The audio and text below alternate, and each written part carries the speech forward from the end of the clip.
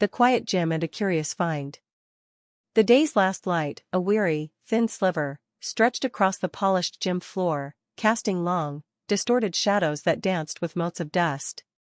It was a dying glow, clinging to the room's edges, illuminating a forgotten water bottle by the basketball hoop and a damp towel slung over a weight bench.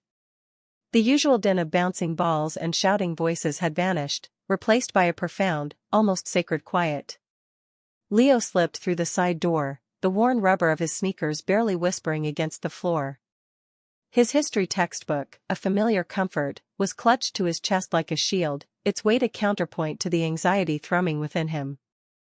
His after-hours presence in the empty gym was his poorly kept secret, a solitary ritual begun a week prior, a desperate bid to outrun the phantom whispers of loneliness. He'd hoped the sheer vastness of the space, its echoing emptiness, might somehow swallow the enormity of his own silent thoughts. It never did.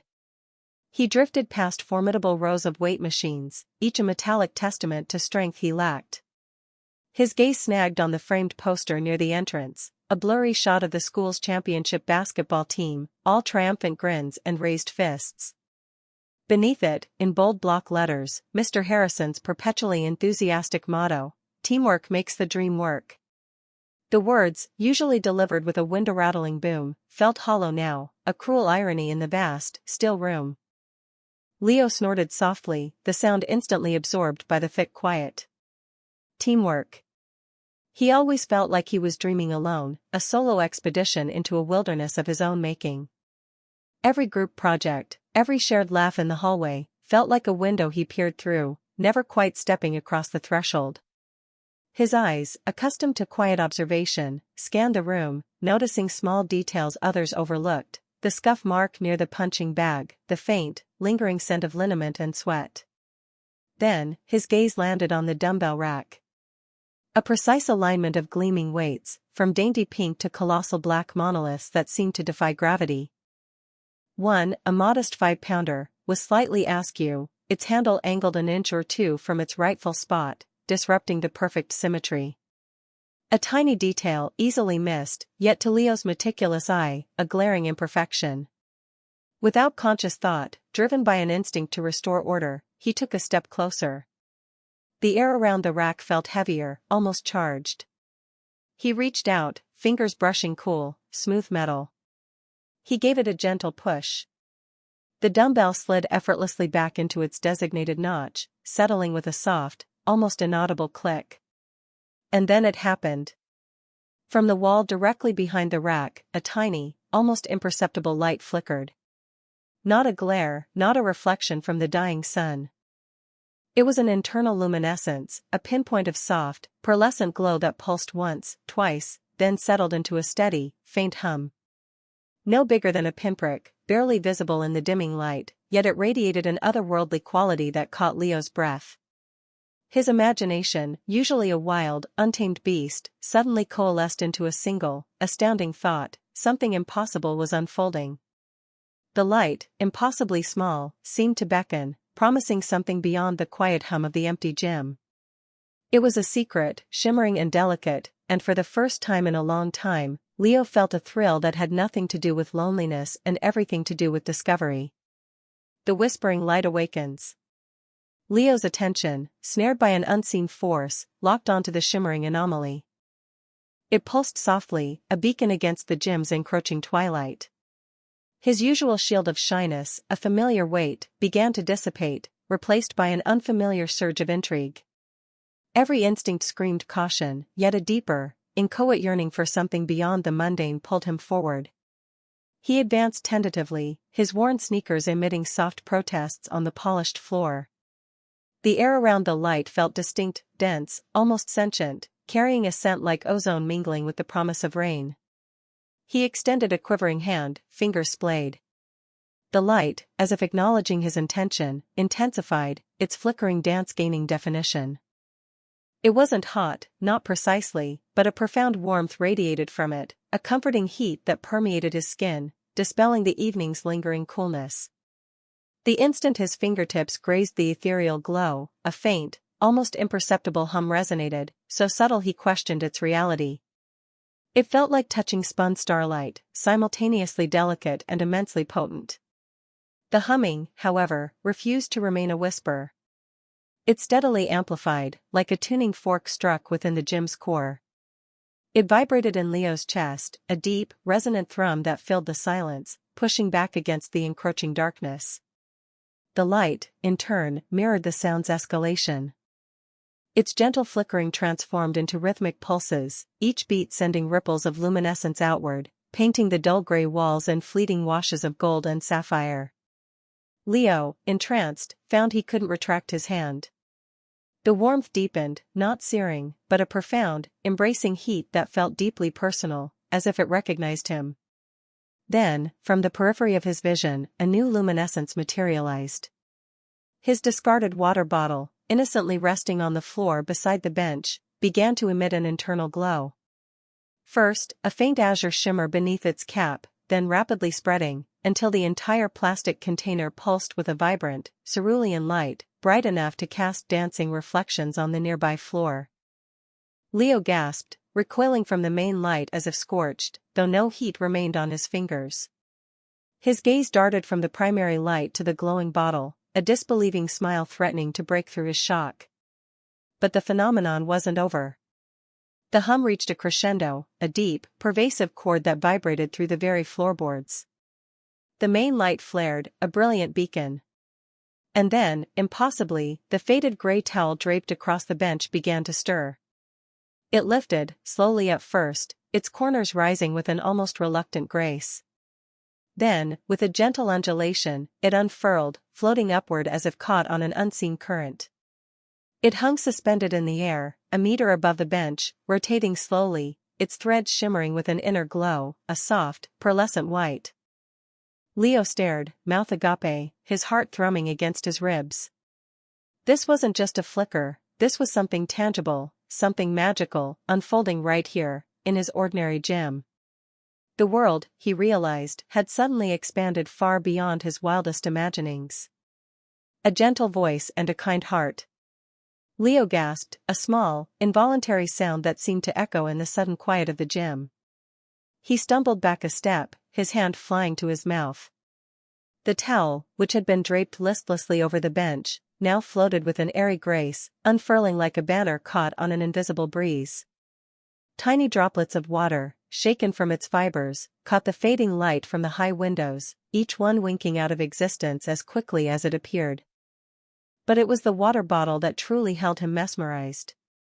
It spun, not like something thrown, but with the steady, almost meditative rotation of a planetary orb, its plastic surface catching the stray beams of light and refracting them into miniature rainbows that danced across the worn wooden floorboards. They were fleeting, ephemeral arcs of color, born of light and motion, gone before Leo could truly focus on them. He blinked, unsure if his eyes were playing tricks on him in the dimming light, or if the lingering fatigue from his own clumsy workout was finally catching up. A sensation, not quite a sound but a feeling of gentle resonance, vibrated through the air. It was like the softest touch of wind chimes, their delicate melodies carried on a summer breeze, yet it seemed to settle directly in the space between Leo's ears. "You have a good heart, Leo," the voice whispered, as if speaking directly into his mind, bypassing the need for ears at all. There was no source for it, no moving lips, no visible speaker. It simply was. The light around the floating objects intensified, a warm, golden glow that didn't blind but rather illuminated, making the dust motes dance in the air like tiny, happy stars. "You fix what's out of place." Leo's breath hitched. He looked around wildly, convinced someone was playing a prank, but the gym remained empty, bathed in the soft, impossible light. He was utterly alone with the floating towel and the spinning bottle. His gaze fell to the dumbbell, now nestled back in its rack, a small, almost insignificant detail in the grander, impossible spectacle. Had that been it? Had putting the dumbbell back done this? The chime-like voice, calm and full of an ancient patience, flowed through the air again. "This place, it holds a certain magic, Leo. A quiet magic, rarely seen. It sleeps, waiting.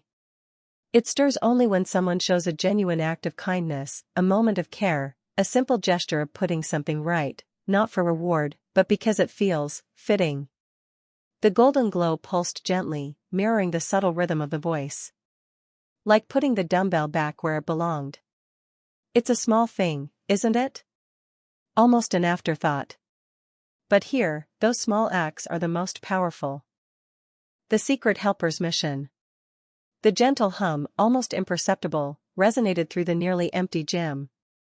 It was a sound Leo had come to associate with the whispering light, a melody woven from starlight and quiet wisdom. He stood beside the bench, the towel still hovering, a silent testament to the magic that now tinged his world. You fixed this place, Leo, the voice, soft as a sigh through dry leaves, drifted around him. Not with grand gestures, but with careful hands and a quiet heart. The magic within you, the very same magic that responded to your care for this neglected space, yearns for more. It wants you to extend that quiet strength, that observant kindness, to others. Leo's breath hitched. Helping the gym had felt like a secret pact between him and the scuffed floorboards, the dusty equipment. The idea of translating that same gentle repair, that unnoticed uplift, to people, it was daunting. He was usually the one needing a hand, not extending one. His mind, always quick to conjure vivid images, pictured himself tripping over a well-intentioned outreach, making things worse. But, how? He whispered, his voice barely audible above the faint whir of the ventilation system. I'm not. I don't usually, he trailed off, the familiar knot of shyness tightening in his stomach. The floating towel, which had been a constant, comforting presence, drifted lower. It descended with the grace of a falling feather, settling softly into Leo's outstretched hands. The fabric, once a simple terry cloth, felt different now, cool, smooth, almost alive. A faint shimmering began, not unlike heat haze above asphalt on a summer day, but instead of blurring, it sharpened. The towel didn't just shimmer, it began to grow. Not in size, but in detail. The familiar weave of the fabric melted away, replaced by an intricate, glowing network of lines and shapes. Leo watched, mesmerized, as the contours of the gym dissolved, and in their place, a miniature, luminous blueprint emerged. It was the school. Every classroom, every hallway, the library, the sprawling sports fields, all intricately rendered in shimmering light. A gasp escaped him. His fingers traced the glowing pathways. And then, small, pulsating points of light appeared on the map. One pulsed near the drama club's practice room, another flickered in the science lab, and a third glowed steadily by the lost and found bin. Each point throbbed with a subtle energy, a silent beacon. These are places where your quiet strength is needed, the whispering light explained, its voice gaining a subtle resonance, like a distant chime. Small acts, unseen kindnesses. The magic will guide you. You are to be a secret helper, Leo. A wave of something akin to electric current surged through Leo. It wasn't the jolt of fear he often felt, but a different kind of energy. It was bravery, an unexpected warmth spreading through his chest. The idea of being a secret helper resonated deep within him, touching that part of his imaginative soul that secretly longed for adventure, for purpose beyond the ordinary. He, Leo, the one who usually faded into the background, could be a quiet force for good. The map pulsed in his hands, a silent invitation. He nodded, a firm, determined nod. He had a mission. Small acts, big changes. The forgotten dumbbell, a glinting sentinel of a workout abandoned, called to Leo. The map, clutched in his sweaty palm, hummed with a faint, almost imperceptible warmth. Its lines, once a chaotic jumble, now subtly highlighted the misplaced weight. He glanced around the nearly empty gym, the last sliver of twilight filtering through the high windows. No one. With a quick, almost practiced movement, he nudged the dumbbell back onto its rack, its metallic clink echoing in the cavernous space. He then picked up the discarded water bottle and tucked the towel neatly over the bench. A tiny spark of satisfaction ignited within him. Over the next few weeks, this became his quiet ritual. The map, tucked discreetly into his backpack, seemed to hum with new purpose. During lunch breaks, when the corridors buzzed with adolescent energy, he'd slip away, guided by the almost imperceptible pull of the parchment. He'd find stray papers fluttering like lost birds, abandoned snack wrappers peeking from beneath lockers, or a cluster of forgotten textbooks on a bench. Each time, he'd remedy the disarray, a phantom janitor of kindness. The map, he realized, wasn't just showing him where things were, it was subtly suggesting where they should be. One Tuesday, while navigating the bustling cafeteria, the map's lines converged on a girl named Chloe, her usual bright eyes downcast, a half-eaten sandwich ignored on her tray. The map pulsed with a gentle, insistent warmth. Later, as she headed to her locker, Leo, feigning a clumsy stumble, dropped a small, folded note just ahead of her. It read, in his neatest handwriting, "Your laugh is contagious. Keep shining." He watched from behind a pillar as she picked it up, her brow furrowed in confusion, then slowly, a small smile touched her lips. This new application of the map, addressing emotional clutter rather than physical, felt even more potent.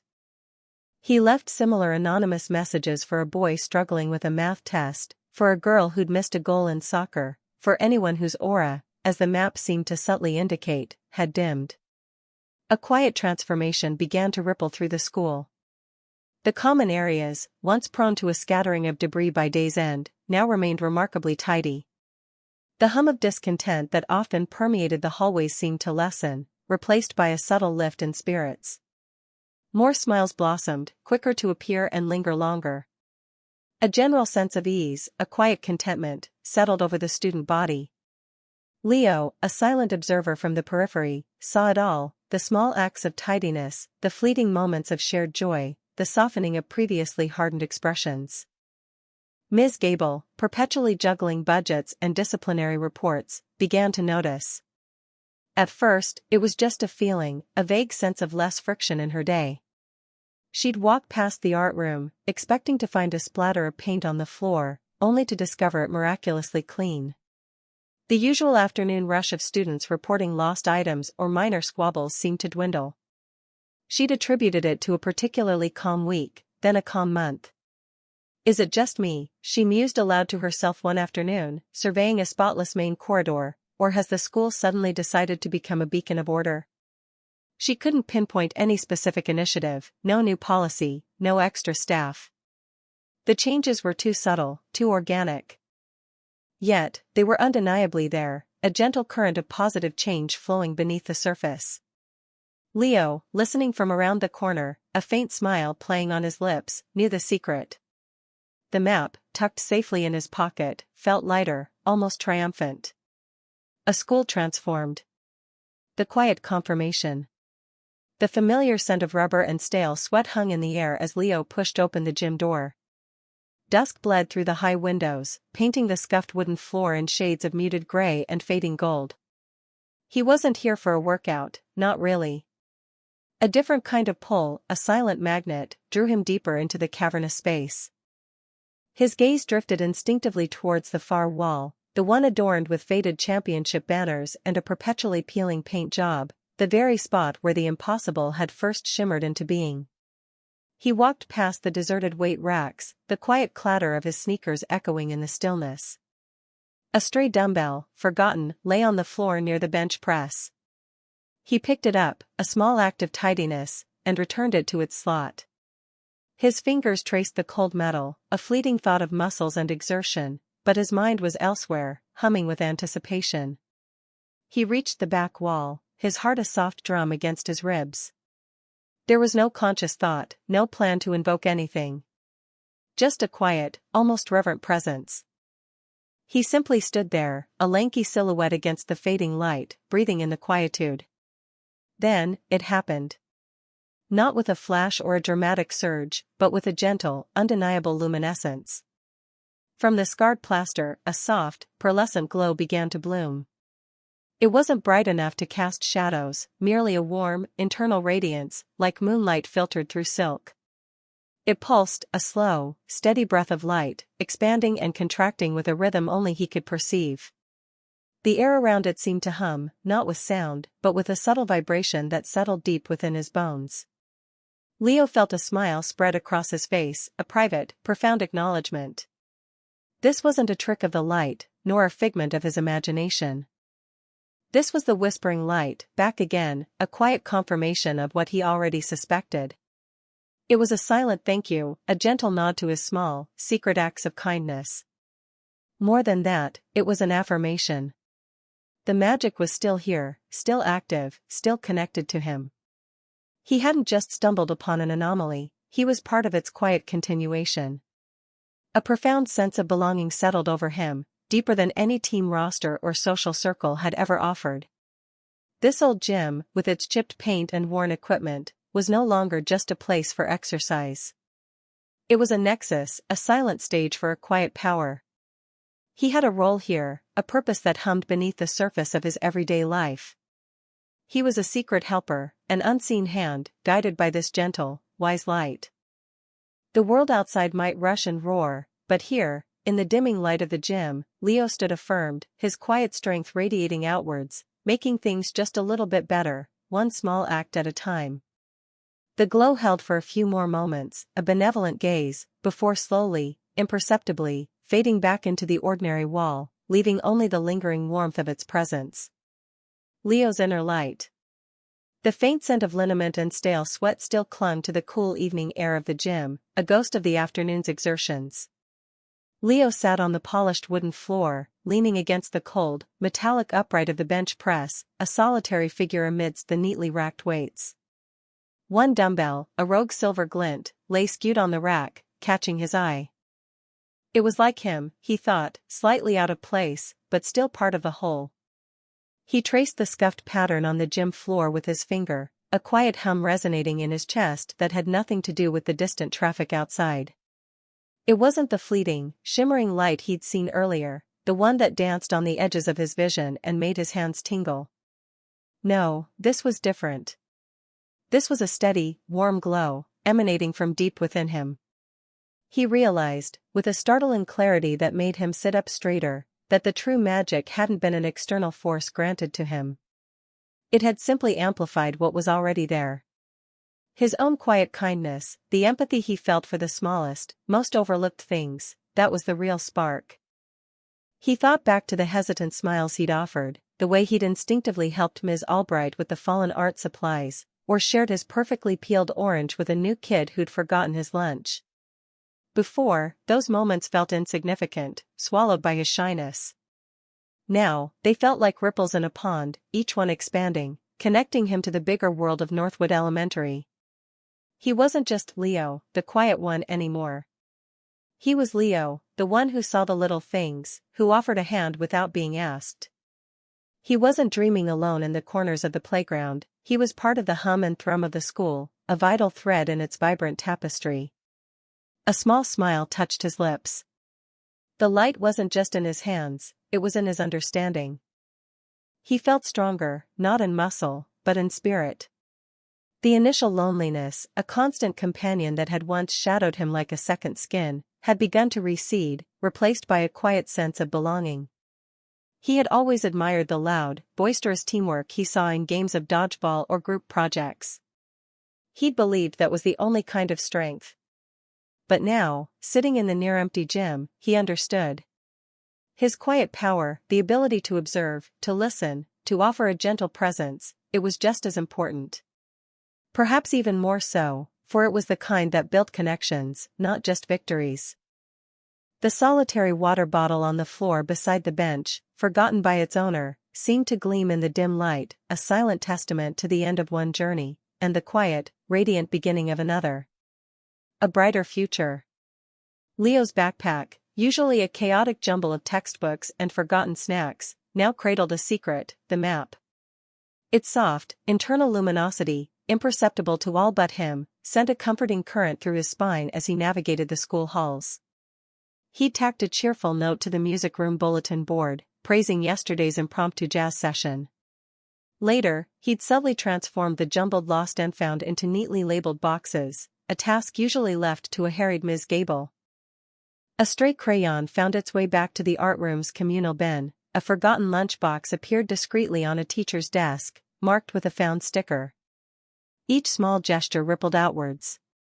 The school's atmosphere shifted, no longer just a lack of tension, but an active current of well-being.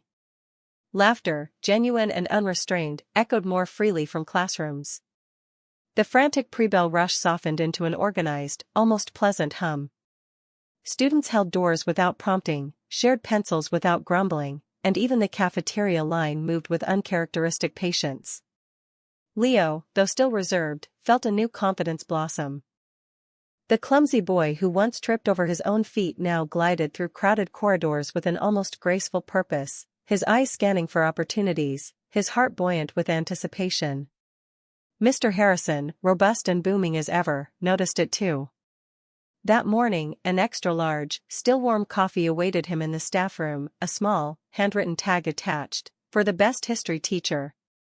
He beamed all day, his lectures infused with even greater theatrical flair.